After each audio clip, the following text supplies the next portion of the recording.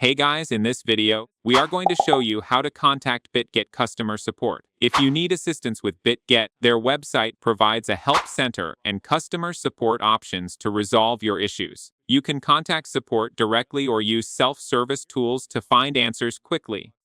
Here's how to reach Bitget customer support. First, open your browser and use the search bar to search for Bitget. It will show you various websites as a search result. Now, visit the first website is shown here.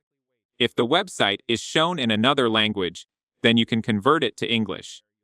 To change its language, right-click on the screen. Then, click on the Translate in English option. Accept all the cookies to move further. Scroll down and you will find the Help area.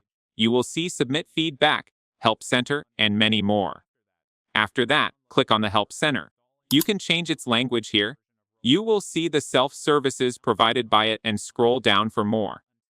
To solve the problem, click on the Start a Conversation button. You can continue as a guest.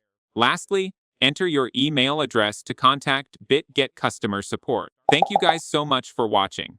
I hope you got some value. See you in the next one.